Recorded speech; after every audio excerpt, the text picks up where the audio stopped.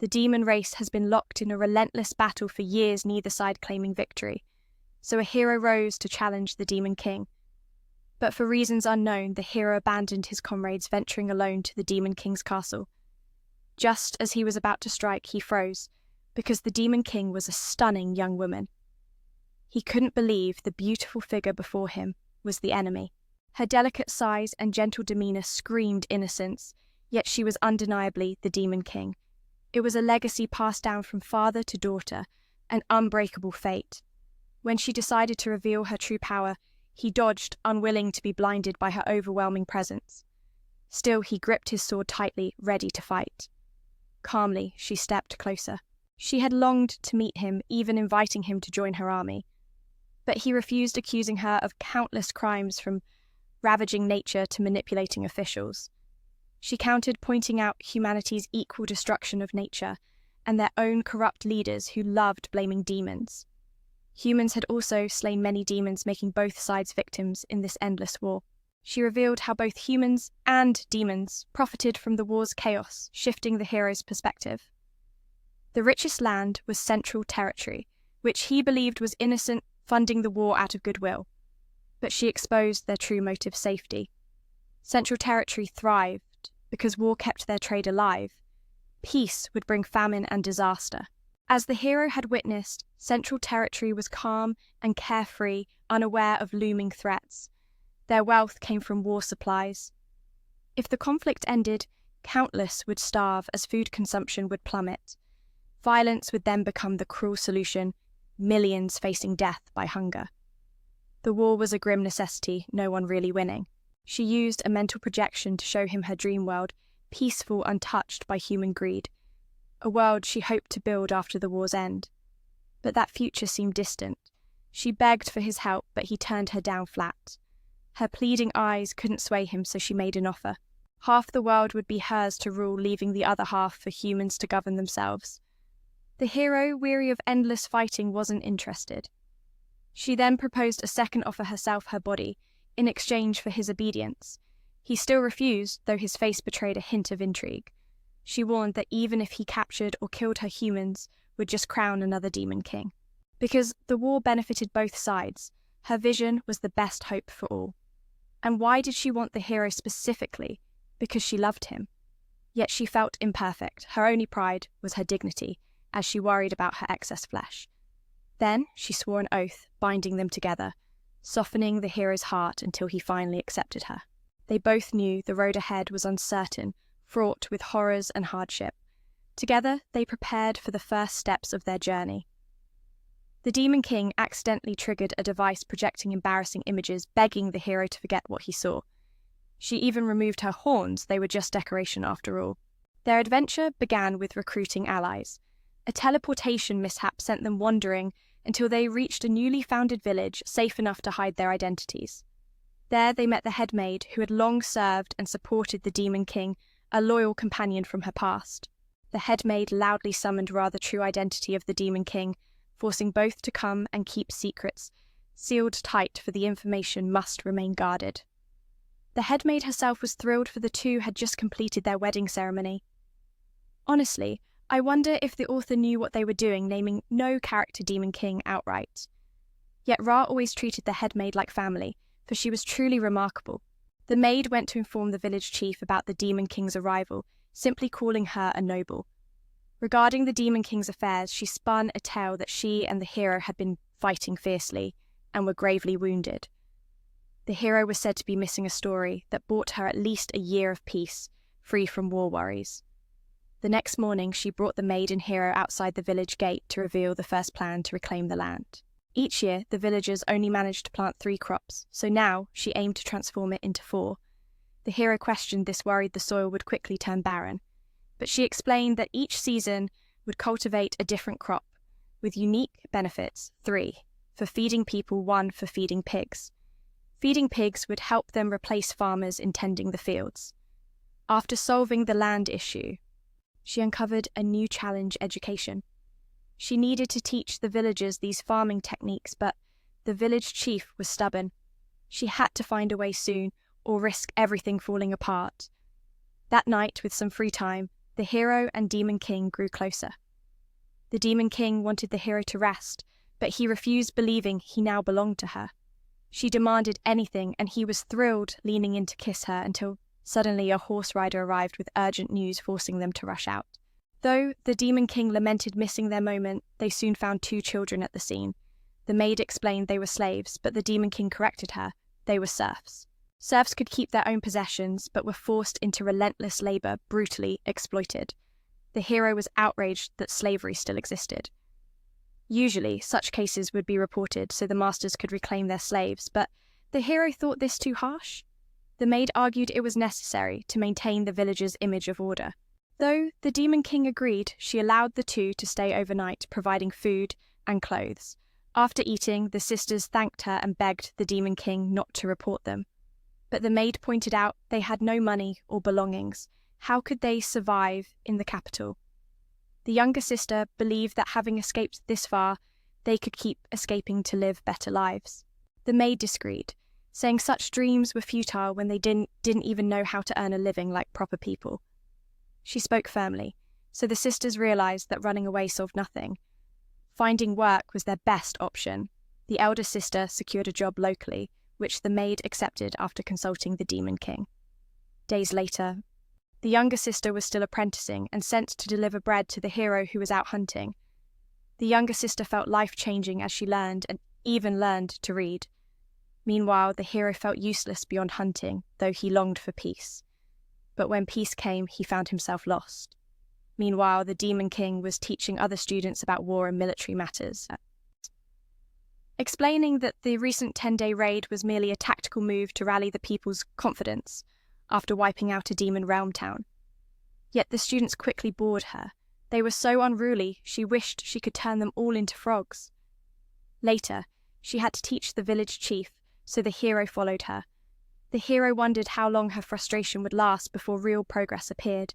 She confidently replied she had a secret weapon tucked away. In a blink, 3 months passed, and the villagers had adopted the Demon King's farming methods, gifting her tokens of gratitude. Returning home, she saw the students had grown closer too. The 2 entered the house, handing over the gifts from the villagers to the maid. Then, together with the hero, they teleported to another town and sought out the church. Humans were deeply devout, so winning the church's favor was crucial. It was also the center of scientific progress. Upon arrival, the nun summoned the chief priest. Meanwhile, the hero noticed a trace of sadness in the Demon King she hadn't recognized before. Suddenly, they met an old comrade of the hero who slapped him for abandoning their group and disappearing for a year, now returning with a beautiful woman like the Demon King. She explained the hero had wounded the Demon King and fled only to be saved by her, which is why he became her bodyguard. The hero was rumored dead, so she and 2 comrades received rewards. She refused to profit from their fallen comrades and returned here to help the people. When the hero asked about the others, he learned the old man had become an intelligence agent, and the witch had gone to the demon realm searching for him. Now onto the main matter. The Demon King introduced a new crop, potatoes, and taught how to plant, harvest, and store them. The yields would be high, reducing famine. Though the villagers couldn't support financially, the Demon King didn't need money. She only wanted the church to expand and support her efforts, as anything spoken by the divine would be accepted by the people. The nun, moved by the Demon King's work, agreed to personally help spread the word. The hero worried that having the 2 women so close would risk revealing the Demon King's true identity, but both women confidently challenged each other. On the way back, the Demon King realized they needed to buy fertilizer elsewhere. The hero volunteered. But this task was no easy feat, as large fertilizer supplies were controlled by merchant alliances or a coastal region leader. Their focus had to be on the merchant alliance. The hero recalled being hired by them once to spread propaganda, a regret that weighed heavily. That night, the hero packed his gear as the Demon King entrusted him with her general's armor to quell disorder in the demon realm. She also listed trustworthy generals to call upon if needed. Then playfully, she demanded the hero perform a parting ritual, since the maid had warned her to strike first or risk losing him to the nun. She begged for a farewell kiss, but he only kissed her forehead before teleporting away. The next day, a merchant guild envoy arrived bearing gifts for the Demon King. She initially intended to refuse, but ultimately accepted. The two visitors not only sought favors, but also tried to flirt with her, forcing her to find an excuse to send them away early. She had been apart from the hero for 6 months and began to worry, though he sent letters regularly. Because of his good reputation, many sought to marry their daughters to him. One night, the maid found the hero hiding in a nearby crate. She knew he came and went, weakly avoiding the Demon King, because he felt his talents lay only in battle, and she never entrusted him with anything beyond that. The hero understood the Demon King always shielded him from war to keep him safe. He handed the maid a freshly written letter asking her to deliver it, and promising to return officially when ready. Sometime later, the Central Kingdom provided funding for the nation to march forward once more. But they were forced to deploy all troops at once, so one mistake meant the entire army would march to their doom. The nun shared her hard-earned wisdom with her students on how to survive the battlefield, because she refused to let them die meaningless and foolish deaths. Later, she confided in her sister. After all, she was just a substitute teacher, but her sister believed she was doing a better job than any hero. She was entrusted with this task because the hero trusted her. Just days later, the war was about to erupt. The humans aimed to reclaim an island, while the hero continued his relentless fight against evil, rescuing those in need. The army officially marched out, but cracks were already forming within their ranks, leaving everyone uncertain about how this battle would end. The hero had just uncovered that the army was split into 4 forces. Everyone in the town were nobles shamelessly exploiting the demon tribe for their own comfort. He realized the brutal truth of war and wondered what the Demon King's next move would be. He also heard of a fortress in the east where demons were treated kindly. So, accompanied by the girl he had just saved, he set out for that place. But upon arrival, the fortress had already fallen, and the demon tribe cursed humanity for their cruel treatment. Witnessing this harsh reality only fueled the hero's resolve to help the Demon King transform this world into the ideal place the girl dreamed of. Meanwhile, a true test emerged. Soldiers reluctant to fight faced a sea monster that dragged ships one by one into the depths. Even the flagship was not spared and sank beneath the waves. The Eastern Prince believed the careless planning by others had cost 6,000 soldiers their lives. Determined to prevent such disasters, the hero decided to ascend the throne to wield greater power and control. Meanwhile, the Demon King confessed the nun's true identity to her. But the nun asked if she had done anything to feel guilty. If not, then she bore no sin. She wasn't surprised, since the hero had already confessed this secret to her before. The nun wanted the Demon King to prove her strength by competing for the hero's trust, because the hero had already made a pact with her. Now the two could even be allies. Yet she was clear she would never give up on the hero. 1 year had passed since the nun and hero parted ways. That night, the 3 maid sisters went to the New Year festival. The Demon King stayed home pining for the hero who returned. She lashed out in frustration, having not seen him all year. The hero explained he'd been busy handling extremist factions she had warned him about, but she thought all he needed was one devastating move to end it all. He realized many humans and demons still clung to life, so they needed another way. The two argued for a while until music played and they decided to dance. The Demon King tried to sneak away shyly, but the hero teleported after them. Under the moonlight, they shared a dance. He called it his New Year's gift to her, an apology wrapped in melody. She planned to gift him a kiss, but the music suddenly stopped, leaving them hanging. The hero then set off again, promising to reclaim the city within a month. The Demon King vowed to aid him, so their next meeting would be on the battlefield. With heartfelt farewells, the hero departed. Days later, the Demon King began crafting rockets for battle supplies. Her sister asked what war really was, and why it had to happen. Even she struggled to answer, suggesting that war was like 2 children who fight simply because the other is different from them. Conflict is inevitable, though. It might be resolved peacefully. Conflict always leads the way. But not every clash ends in war. At this moment, the nun arrives at the East Prince's military camp and reunites with Lai, an old friend. Meanwhile, the Demon King is fully prepared, ready to set out and aid the hero. Meanwhile, the hero, alongside magical fairies, transforms into Death Knights, striking terror into the enemy ranks, forcing them to flee.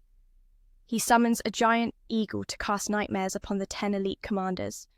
Upon awakening, these commanders hear that their leaders want to retreat out of fear of the Death Knights. Regardless of their excuses, whether debauchery or drinking, they are detained for several days. Days later, the Demon King meets the East Prince, or rather the Eastern King.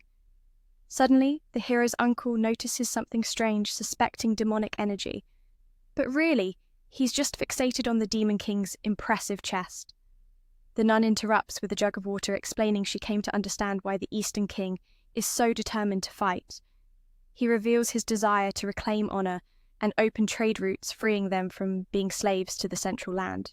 Impressed by this plan, the Demon King proposes a strategy. Since waterways are their weakness that night, the nun orders people to break up icebergs and arrange them across to the opposite shore.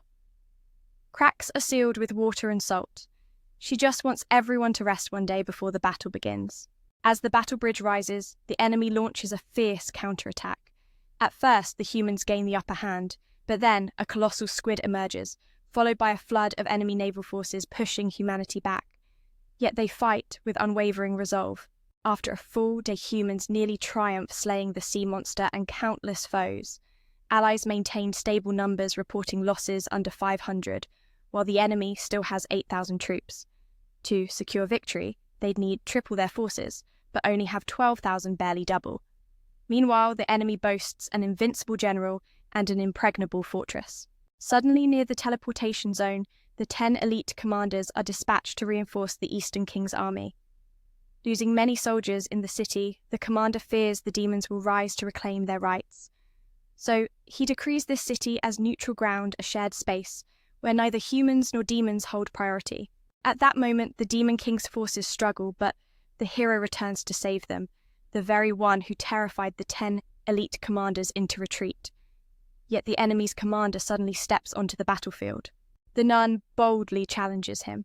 She blocks his powerful blows, and when he attacks with icy breath, she raises a stone wall that freezes him solid. He quickly shatters the ice and resumes his assault. She dodges, leaps onto his weapon, and lands a decisive blow. The enemy commander falls, and she orders the cleanup of the remaining troops. The hero and Demon King stand atop the fortress, watching the aftermath with relief. That night, the Eastern King hosts a grand feast celebrating victory. 2 women are honored for their bravery.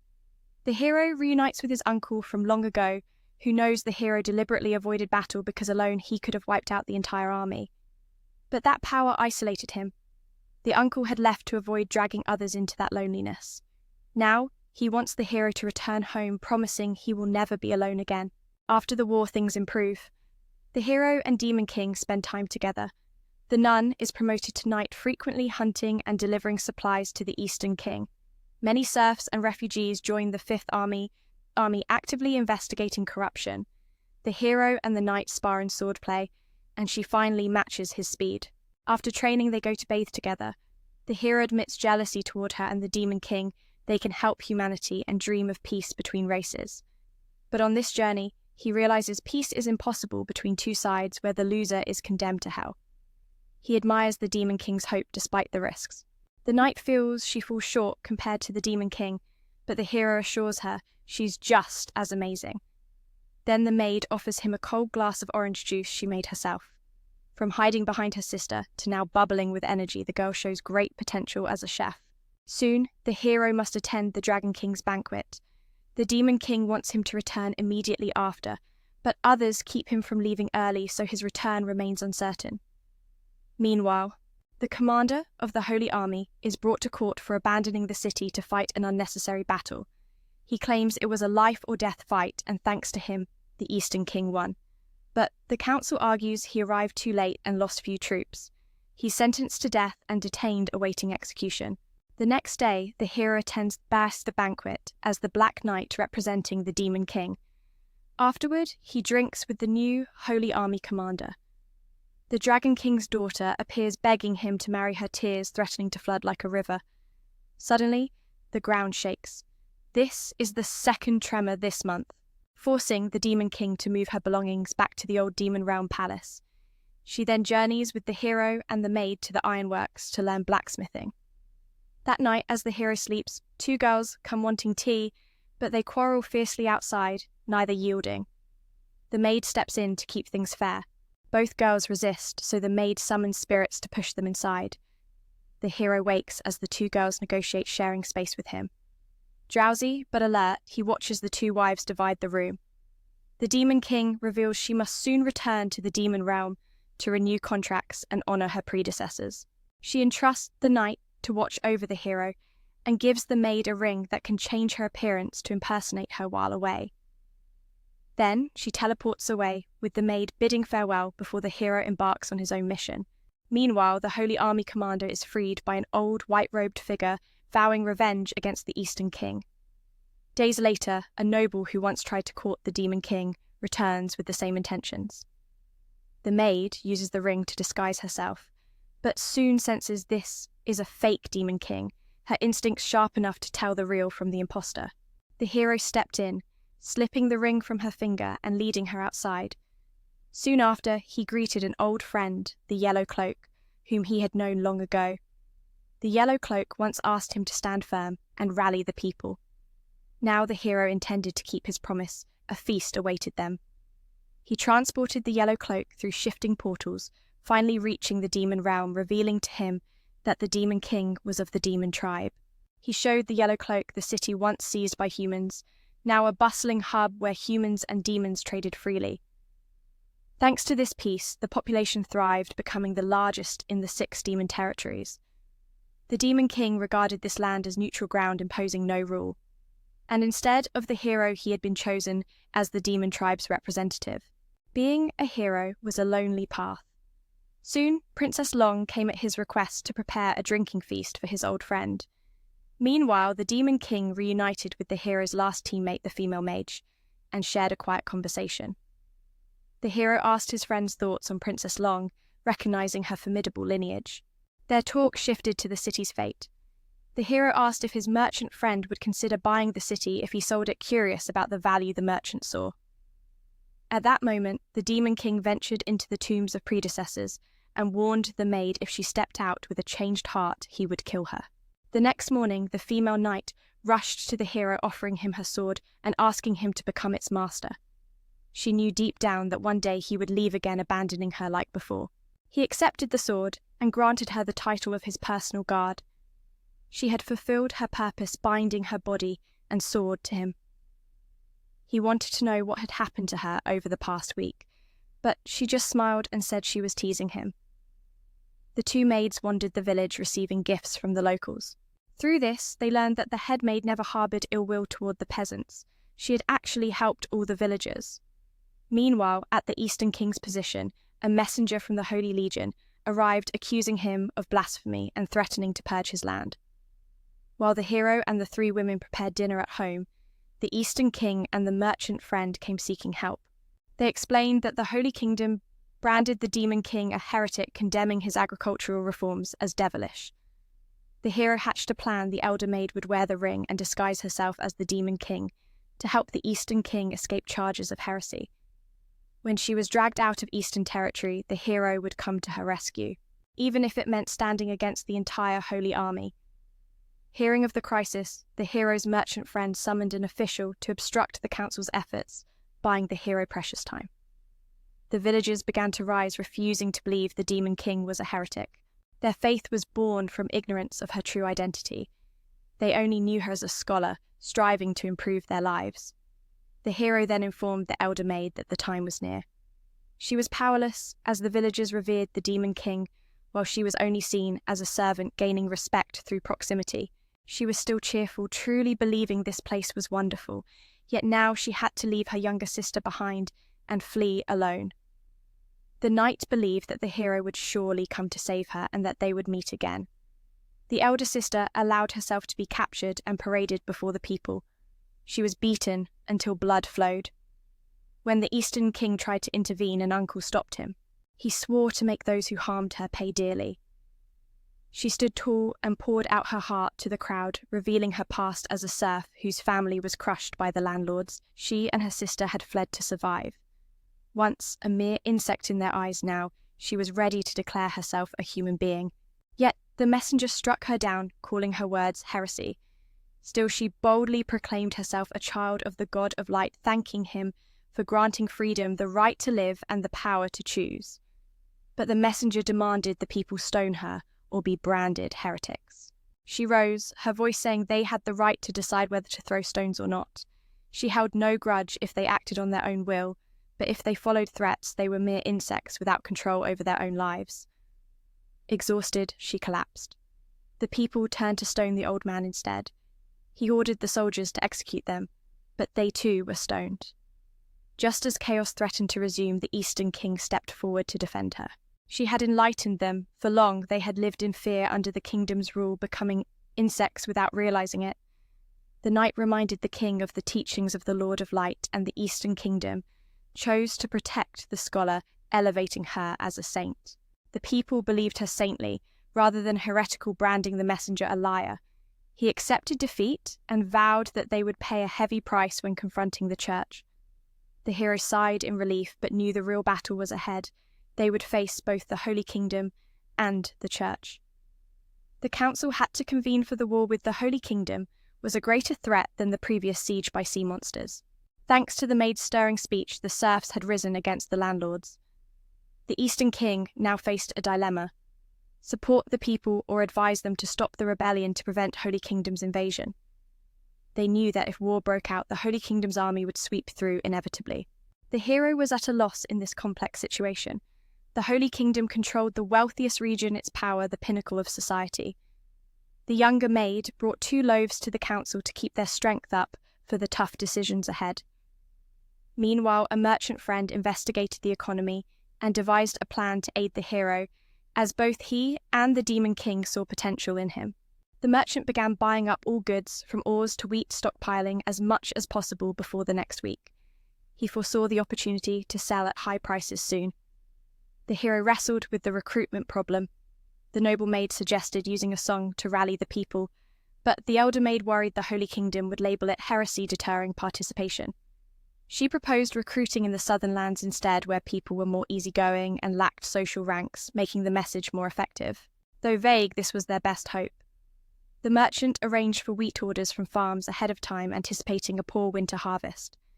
The noble maid emptied her funds to seize control of food supplies, knowing that war would disrupt supply and demand. This would allow them to raise prices and gain fame across the continent. He secured wheat supplies from the farms ahead of time, knowing winter would choke the crops. He poured all his summer earnings into cornering the food market, because when war strikes, supply and demand twist, giving him the chance to hike prices and etch his name across the 6 continents. Wheat prices began to climb steadily. Each sack sold made the next one pricier. He ordered sales only to landowners, no handouts to the Holy Capital's people. Soon, chaos brewed. Prices in the Holy Kingdom spiraled, and nobles hoarded wealth that was useless without goods to buy. The Eastern King feared this crisis would ravage his nation's economy. Their only option imposed crippling taxes to import food, preventing the Holy Kingdom from hoarding everything and condemning them to starve this winter. That very night, the Dragon Princess sought refuge with this merchant, buying a vast quantity of salt. Salt was a luxury in the demon realm, and only he could supply her needs. Surprised she came without detection, she revealed a few charm spells kept her hidden. Her visit unveiled truths the hero had hinted at before the Demon King's journey to the ancestral tombs, and the promise made to her chief maid about losing her sanity to gain the Demon King's power. But she refused that fate, choosing instead to accept just a fragment of that power, aiming to reshape the world through knowledge. For raw strength, she trusted the hero whom she had long admired and hoped to meet one day. The war declaration arrived. They had just 10 days before battle. The hero dreaded war. The Demon King was like him, a kindred spirit. Frustrated that she wasn't here when needed most, he asked the Eastern King how long they could hold without losing a single soldier. The answer, it depended on weather. He could hold for a month, and snow would start falling 2 weeks later. So the hero had 6 weeks to do all he could to halt the war. Meanwhile, the merchant caught wind that the Holy Kingdom planned to issue new currency initially. 20,000 gold would exchange for 14,000, but corrupt officials slashed it to 10,000. The merchant barely blinked. He knew the value would fluctuate again soon. While prepping troops for the cold, the Eastern King heard the demon tribe was mobilizing for attack. Not wanting to waste forces, the hero volunteered to confront the demon tribe head-on. The Eastern King's economic minister approached the merchant knowing he'd sparked this crisis. Yet, the merchant was ready to negotiate and aid the East if 4 demands were met: first, tax exemption; second, leasing the island the East had seized from demons, a rich salt mine; third, founding banks with merchant alliance privileges; and lastly, ownership of the remaining potatoes in storage. The minister considered the deal fair. Food was the urgent need, and the merchant controlled the largest supply across 6 lands. At this moment, the hero arrived where the demon tribe marched, hoping to negotiate, only to unexpectedly reunite with an old mage friend from years past. Meanwhile, the demon lord has risen from his tomb. The head maid, honoring her promise, carefully examines her and catches a sinister smile flicker across her face. Instantly, the maid leaps into battle, determined to reclaim her master. Flawed though he may be, he was a kind soul. The demon lord, seeing the successor as weak for letting a mere imp like this maid run wild, strikes with a single brutal blow. With one swift slash, he severs the maid's arm. The female sorceress then reveals the demon lord's location to the hero, urging him to come to her rescue. Only he stands between the demon horde and their devastating advance. The sorceress promises to hold the line while the hero moves forward. Meanwhile, the merchant explains to the Minister of Economy that his actions aim to create a parallel currency system. He aimed to seize this moment to expand trade into the demon realm's territory and across the world. Princess Long stood as a living testament to the blossoming trade between humans and demons. Meanwhile, the hero was charging toward the gate leading into the demon world. The mage poured all her strength into teleporting the entire demon army back in a single breath. Seeing her push beyond limits, the hero followed suit, calling down lightning to shatter the gate, carving a direct path into the demon realm.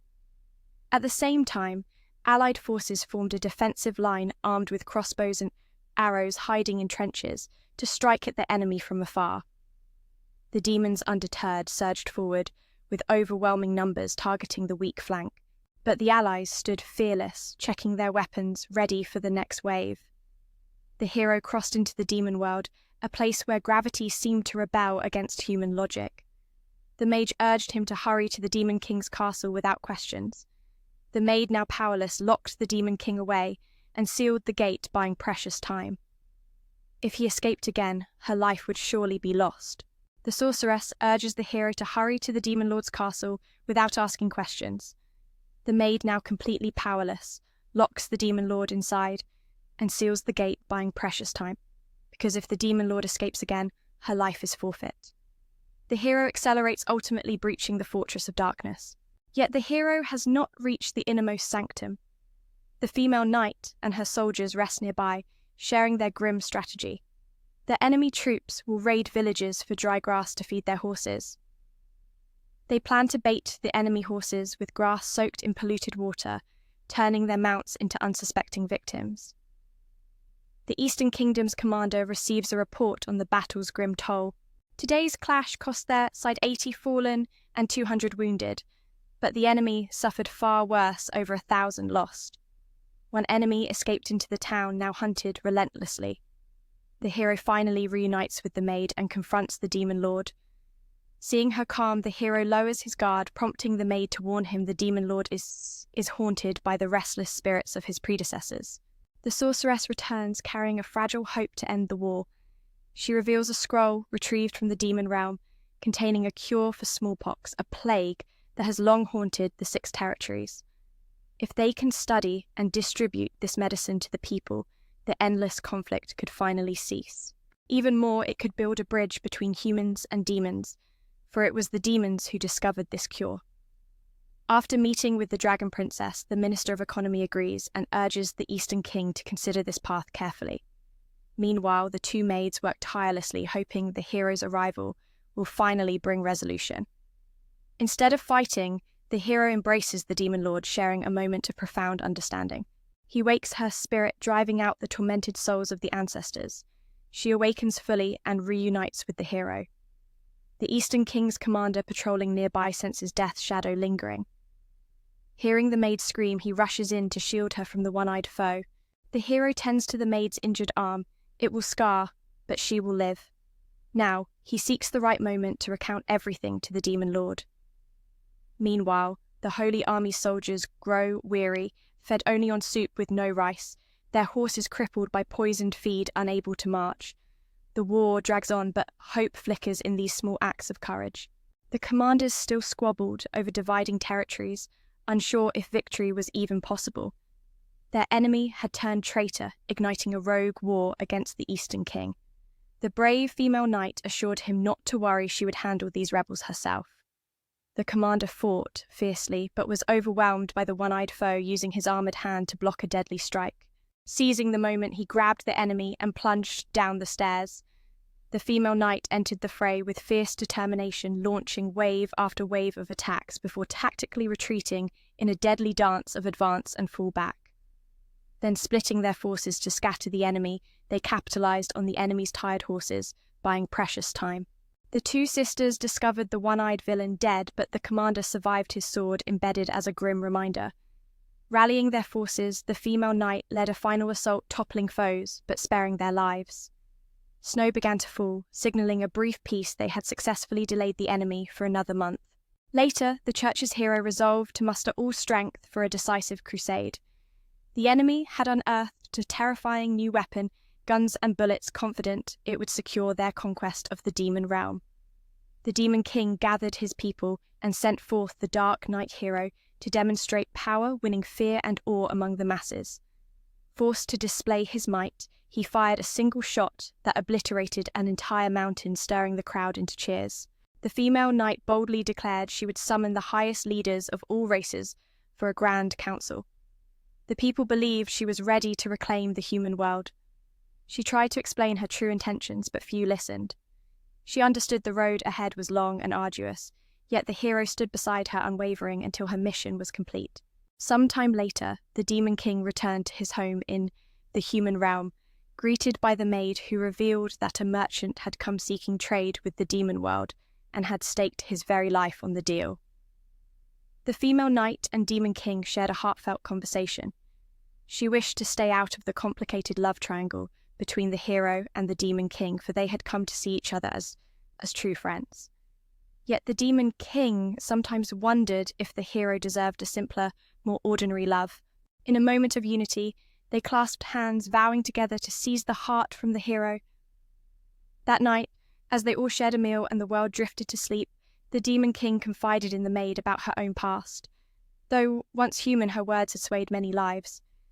Meeting the hero had opened her eyes to wonders beyond her world, and that was why she loved him, wanting only a better future.